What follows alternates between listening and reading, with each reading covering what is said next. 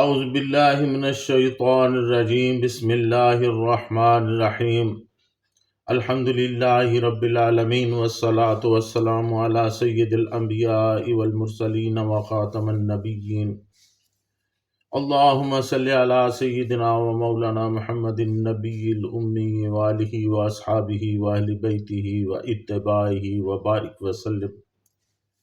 معزز ناظرین، السلام علیکم ورحمۃ اللہ وبرکاتہ۔ جاذب پبلیکیشنز میں خوش آمدید۔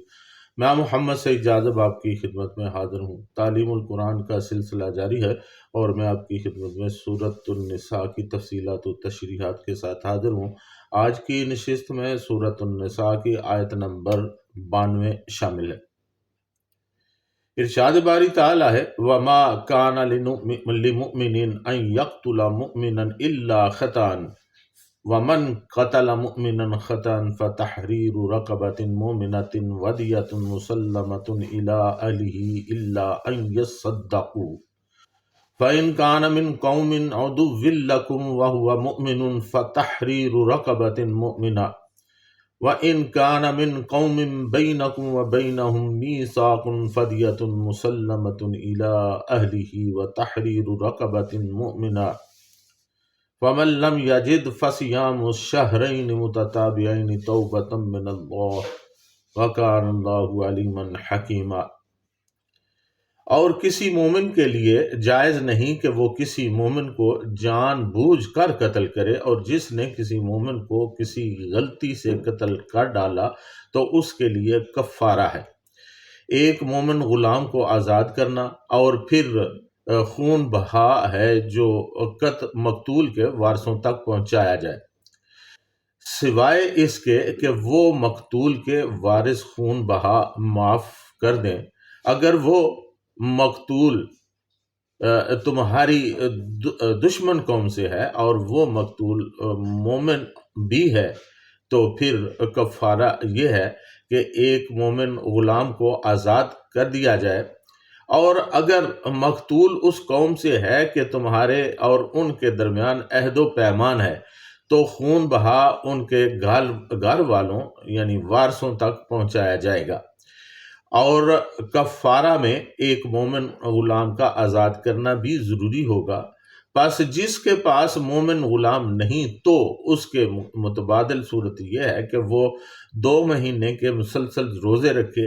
یہ ہے توبہ کا طریقہ اللہ تعالیٰ کی طرف سے، اور اللہ تعالیٰ جاننے والا اور حکمت والا ہے۔ وَمَا كَانَ لِمُؤْمِنٍ أَن يَقْتُلَ مُؤْمِنًا إِلَّا خَطَأً، اور کسی مومن کے لیے جائز نہیں کہ وہ کسی مومن کو جان بوجھ کر قتل کرے۔ ناظرین، مفسرین کرام رحمۃ اللہ علیہم نے ما کان لمؤمن کا معنی یہ کیا ہے کہ ما صحا لمؤمن ولیس من شأنہ، یعنی مومن کے لیے یہ درست اور جائز نہیں اور مومن کے شایان شان نہیں کہ وہ اس فعل شنی کا بسلامتی ہوش و حواس ارتکاب کرے، یعنی ہوش و حواس کی صورت میں جان بوجھ کر قتل کرے۔ ہاں، یہ الگ بات ہے کہ بے ارادہ اور نادانستہ اس سے یہ جرم سرزد ہو جائے۔ اس اسلوب بیان سے واضح ہو گیا کہ یہ جرم معمولی قسم کا نہیں بلکہ نہایت سنگین اور بہت ہی گناؤنا ہے۔ کسی ایماندار سے اس کا سرزد ہونا حد درجہ کبھی ہے۔ الخطاء اذا لم یصنع ان تعمدا، یعنی اگر قصد و ارادہ کے بغیر کوئی کام ہو جائے تو اسے خطا کہتے ہیں۔ مولانا عبد الرحمن کیلانی رحمۃ اللہ علیہ اپنی تفسیر تفسیر القرآن میں لکھتے ہیں کہ اس آیت مبارکہ میں قتل خطا کے احکام بیان ہوئے ہیں۔ قتل خطا کی کئی صورتیں ہو سکتی ہیں، مثلا تیر یا پتھر مارا تو شکار کو تھا لیکن وہ کسی مسلمان کو لگ گیا اور وہ مر گیا۔ دوسری صورت یہ ہے کہ ماری تو کوئی چیز آمدن ہی تھی مگر مارنے والے کو ہرگز یہ گمان نہ تھا کہ وہ اس ہلکی سی ضرب سے مر ہی جائے گا۔ اور تیسری یہ کہ لڑائی وغیرہ کسی ہنگامے میں کسی مسلمان کو کافر سمجھ کر مار ڈالے، جیسا کہ جنگ احد میں شکست کے بعد مسلمانوں نے بدحاسی میں حضرت حذیفہ بن یمان رضی اللہ تعالیٰ عنہ کے والد حضرت یمان رضی اللہ تعالیٰ عنہ کو کافر سمجھ کر مار ڈالا تھا۔ حالانکہ حضرت حذیفہ رضی اللہ تعالیٰ عنہ یہ کہتے رہے کہ یہ تو میرے والد ہیں، مگر اس افراتفری کے عالم میں کسی نے ان کی آواز نہیں سنی۔ اور چوتھی صورت جو آج کل بہت عام ہے وہ یہ کہ ٹریفک کے حادثہ میں کسی گاڑی کے نیچے آ کر یا اس کی ضرب سے مارا جائے۔ ناظرین، حضرت پیر کرم شاہ صاحب رحمۃ اللہ علیہ تفسیر ضیاء القرآن میں لکھتے ہیں کہ کفار کے ساتھ جنگ جاری ہو، گولیاں برس رہی ہوں، اتفاقاً برستی ہوئی گولیوں سے کوئی مسلمان مارا جائے، یا نشانہ تو شکار کو لگایا گیا ہو اور جا لگے کسی انسان کو، تو یہ صورتیں قتل خطا کی ہیں۔ یربطها عدم القصد، تمام میں قدر مشترک قصد کا نہ ہونا ہے۔ ناظرین، آیت مذکورہ میں قتل خطا کی صورت میں اس کے احکام اور کفارہ کو بڑی تفصیل سے بیان کیا گیا ہے۔ اس سلسلہ میں 3 طرح کے احکام سامنے آتے ہیں۔ پہلی، وَمَنْ قَتَلَ مُؤْمِنًا خَطَأً فَتَحْرِيرُ رَقَبَةٍ مُؤْمِنَةٍ وَدِيَةٌ مُسَلَّمَةٌ إِلَىٰ أَهْلِهِ إِلَّا أَن يَصَّدَّقُوا، یعنی کسی غلطی سے قتل کر ڈالا تو اس کے لیے کفارہ ہے ایک مومن غلام کو آزاد کرنا، اور پھر خون بہا ہے جو مقتول کے وارثوں تک پہنچایا جائے، سوائے اس کے کہ وہ مقتول کے وارث خون بہا معاف کر دیں۔ یعنی اگر مقتول کوئی مومن ہے اور اس کے وارث بھی مسلمان ہیں تو ایک غلام مومن خواہ مرد ہو یا عورت کو آزاد کرنا ہوگا، اور مقتول کے وارثوں کو خون بہا بھی ادا کرنا ہوگا۔ خون بہا یا دیت 100 اونٹ یا اس کی قیمت کے برابر رقم ہے جو قاتل کے وارث مقتول کے وارثوں کو ادا کریں گے۔ علامہ قرطبی رحمۃ اللہ علیہ فرماتے ہیں کہ دیت الحر المسلم 100 ابل فی کل زمان، ایک مسلمان کے آزاد کرنے کی یہی مقدار یعنی 100 اونٹ ہر زمانہ کے لیے۔ حضرت پیر کرم شاہ صاحب رحمۃ اللہ علیہ لکھتے ہیں کہ اگر کوئی شخص اونٹ نہ ادا کر سکتا ہو تو ہر زمانہ میں 100 اونٹوں کی قیمت کے برابر نقد روپیہ دے سکتا ہے۔ ناظرین، اونٹوں کی قیمتوں میں کمی بیشی سے روپیہ میں کمی بیشی ہو سکتی ہے، بہرحال دیت 100 اونٹ ہی ہوگی۔ البتہ اگر مقتول کے وارث دیت بخش دیں گے تو وہ بخش سکتے ہیں۔ شریعت اسلامیہ نے دیت کے لیے روپیہ کی کوئی مقدار مقرر نہیں کی، کیونکہ روپیہ کی قیمت یعنی قوت خرید گھٹتی بڑھتی رہتی ہے۔ اگر روپیہ کی قوت خرید گھٹ جائے تو انسانی جان کی قدر و قیمت بھی گر جائے گی، جو کسی طرح بھی قرین انصاف نہیں۔ اس لیے شریعت نے خون بہا 100 اونٹ مقرر فرمائے ہیں تاکہ انسانی جان کی قدر و منزلت گرنے نہ پائے۔ امام ابو حنیفہ رحمۃ اللہ علیہ کے نزدیک ادائیگی دیت کی زیادہ سے زیادہ مدت 3 سال ہے، اور یہ دیت مقتول کے وارث چاہیں تو معاف بھی کر سکتے ہیں۔ ناظرین، جیسا کہ اس سے پہلے جنگ احد میں حضرت حذیفہ رضی اللہ تعالیٰ عنہ کے والد گرامی کی شہادت کا ذکر آ چکا ہے، لہٰذا اس کی وضاحت ضروری ہے۔ حضرت حذیفہ رضی اللہ تعالیٰ عنہ کے والد گرامی جنگ احد میں اجتماعی صورت میں کئی مسلمانوں کے ہاتھوں شہید ہوئے تھے، جنہیں حضرت حذیفہ رضی اللہ تعالیٰ عنہ نے اعلان معاف کر دیا تھا، اور اللہ تعالیٰ نے اہل احد کی خطائیں معاف کر دی تھیں، لہٰذا وہاں کفارے کا کوئی سوال ہی پیدا نہیں ہوتا۔ اچھا، دوسری صورت فَإِنْ كَانَ مِنْ قَوْمٍ عَدُوٍّ لَكُمْ وَهُوَ مُؤْمِنٌ فَتَحْرِيرُ رَقَبَةٍ مُؤْمِنَةٍ، اگر وہ مقتول تمہارے دشمن قوم سے ہے اور وہ مقتول یعنی مومن بھی ہے، تو پھر کفارہ یہ ہے کہ ایک مومن غلام کو آزاد کر دیا جائے۔ یعنی اگر مقتول مومن ہو مگر دشمن قوم سے تعلق رکھتا ہو تو اس کا کفارہ صرف ایک مسلمان غلام کو آزاد کرنا ہے۔ حضرت پیر کرم شاہ صاحب رحمۃ اللہ علیہ فرماتے ہیں کہ مقتول ہو تو مسلمان لیکن اس کی بود و باش کفار میں ہو، اس صورت میں صرف ایک مسلمان غلام آزاد کر دے، اس پر دیت لازم نہیں ہوگی، اور وہ اس لیے کہ اس کے سب وارث کافر ہیں اور مسلمانوں سے برسرے پیکار ہیں۔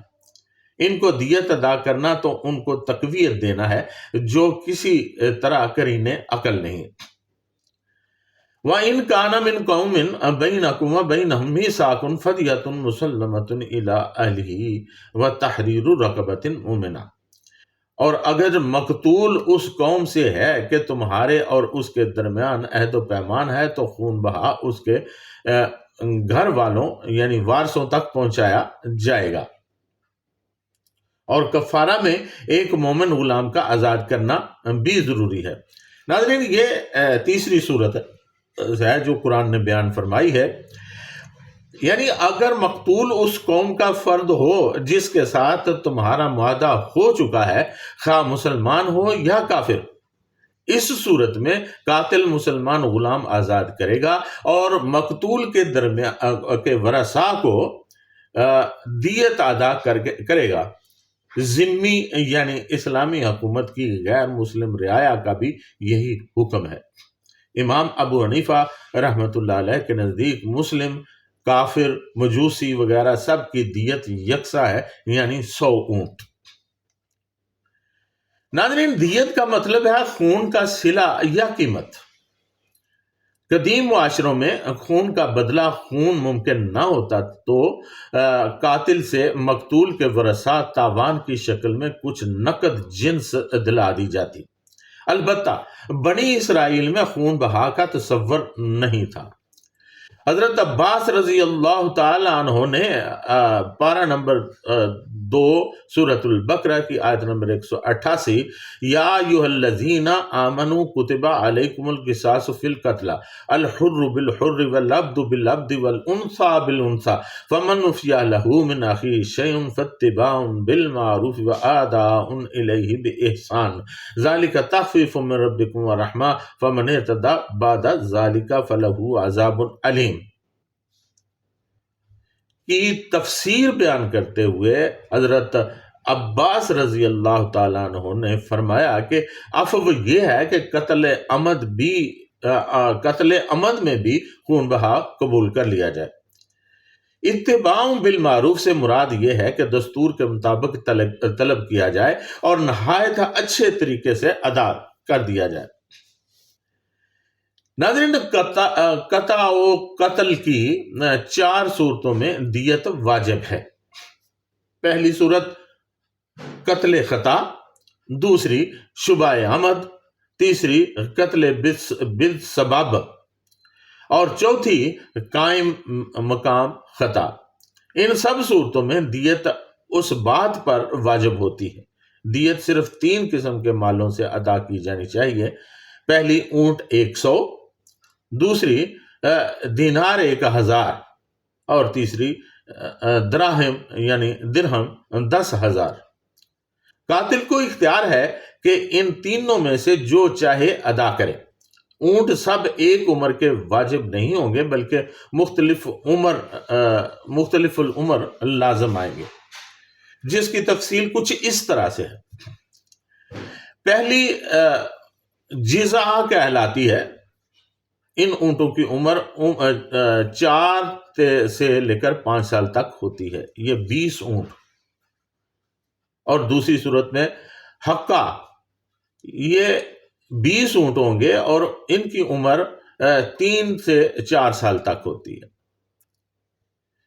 پھر تیسری صورت میں ابن لبون، یہ ان کی عمر 2 تا 3 سال تک تصور کی جاتی ہے، اور یہ 20 اونٹ یہ بھی مقرر کیے گئے. بنت لبون، ان کی عمر 2 سے 3 سال تک ہے، اور یہ 20 اونٹنیاں ہوں گی. اور 5ویں صورت میں بنت مخاص، ان کی عمر 1 سے 2 سال، اور یہ بھی 20 اونٹنیاں ہوں گی. اس طرح یہ 100 اونٹنیاں اور اونٹ بنتے ہیں. فقہائے کرام کے نزدیک اونٹوں کی یہی تعداد راجح ہے، تاہم دیت مغلظہ یعنی سخت دیت کا ذکر بھی آتا ہے، جس کے مطابق 5 قسم کی بجائے 4 قسم کے اونٹ بھی دیت میں ادا ہو سکتے ہیں. اس طرح ہر عمر میں 20 کی بجائے 25 فی قسم کے اونٹ آئیں گے.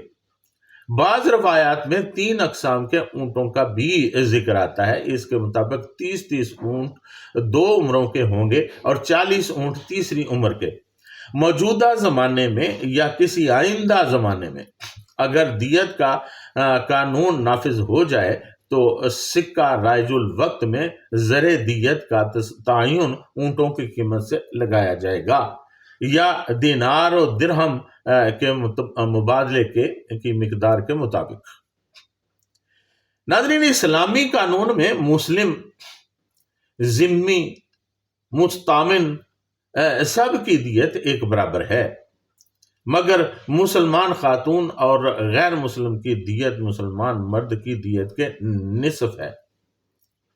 ناظرین، یہ حقائق، یہ مسائل میں نے فتاوی شامی صفحہ نمبر 505 جلد نمبر 5، فتاوی عالمگیری صفحہ نمبر 24 جلد 6، اور فتاوت الہندیہ خطاب الجنایات جلد نمبر 6 صفحہ نمبر 24 سے ماخوذ کی ہیں. فَمَن لَّمْ يَجِدْ فَصِيَامُ شَهْرَيْنِ مُتَتَابِعَيْنِ، پس جس کے پاس مومن غلام نہیں تو اس کے متبادل صورت یہ ہے کہ وہ 2 مہینے کے مسلسل روزے رکھے. یعنی اگر قاتل کو غلام میسر نہ ہو تو متواتر 2 ماہ کے روزے بھی رکھنا ہوں گے. یہ حکم اوپر اس پہلے بیان کی گئی تمام صورتوں کے لیے ہے. علامہ ثناء اللہ پانی پتی رحمۃ اللہ علیہ تفسیر مظہری میں لکھتے ہیں کہ غلام میسر نہ ہونے کی صورت میں 2 ماہ کے مسلسل روزے رکھنا واجب ہے. اگر 2 ماہ میں ایک دن بھی بلا عذر روزہ رکھنے سے رہ گیا، یا نیت کرنا بھول گیا، یا کسی دوسرے روزے کی نیت کر لی، تو اجماعی فیصلہ ہے کہ اس کو از سر 9 روزے رکھنا چاہیے، کیونکہ پے در پے تسلسل کے ساتھ روزے رکھنا ضروری ہے. لیکن حیض کی وجہ سے اگر عورت کو روزے ناغہ کرنا پڑ جائیں تو اس کو از سر 9 روزے رکھنے کی ضرورت نہیں. اس پر بھی علماء کا اتفاق ہے. اگر سفر یا بیماری کی وجہ سے روزے نہیں رکھ سکا، جمہور کے نزدیک از سر 9 روزے رکھنا ہوں گے. لیکن امام شافعی رحمۃ اللہ علیہ کا قدیم قول ہے کہ نئے سرے سے روزے رکھنا ضروری نہیں ہے. امام ابن ابی حاتم رحمۃ اللہ علیہ حضرت مجاہد رحمۃ اللہ علیہ کا قول بھی نقل کرتے ہیں کہ از سر 9 روزے رکھنا ضروری نہیں. اگر روزے رکھنے سے عاجز ہو تو صرف کھانا کھلانا جائز ہوگا. امام اعظم ابو حنیفہ رحمۃ اللہ علیہ اور امام مالک رحمۃ اللہ علیہ کے نزدیک یہ کافی نہیں. لیکن امام شافعی رحمۃ اللہ علیہ اور امام احمد بن حنبل رحمۃ اللہ علیہ کے نزدیک ظہار کی طرح اس صورت میں بھی کھانا کھلانا کافی ہوگا. توبۃ من اللہ، یہ ہے توبہ کا صحیح طریقہ جو اللہ تعالیٰ کی طرف سے ہے. یعنی یہ اللہ تعالیٰ کی طرف سے توبہ کا قانون ہے. اس نے قتل خطا کی سزا کے طور پر کفارہ اور دیت دونوں مقرر کر دیے ہیں، اور یہ توبہ کا ایک ذریعہ ہے. مومن کی جان کا اتلاف بہت بڑا جرم ہے. اس لیے اللہ تعالیٰ نے توبہ کی یہ صورت بھی ساتھ رکھ دی ہے تاکہ انسان اس کے مطابق عمل کر کے اخروی سزا سے بچ جائے۔ وَقَانَ اللَّهُ عَلِيمًا حَكِيمًا، اللہ تعالیٰ علیم کل ہے، وہ ہر چیز کو جانتا ہے، اور وہ حکیم بھی ہے کہ اس نے اپنی کمال حکمت سے جس طرح مناسب سمجھا انسانوں کے لیے احکام نازل فرمائے۔ ناظرین، قرآن حکیم کو سمجھنے کی ضرورت ہے، اس کے احکامات پر عمل کرنے کی ضرورت ہے۔ اللہ تعالیٰ نے یہ ہماری ہی بہتری کے لیے قوانین وضع کیے ہیں۔ قرآن کریم ہمیں یہ ساری باتیں کھول کھول کر بتاتا ہے۔ اللہ سے دعا ہے کہ اللہ تعالیٰ ہمیں ان باتوں پر عمل کرنے کی توفیق عطا فرمائے۔ آج کی نشست میں اتنا ہی، وما علینا الا البلاغ المبین۔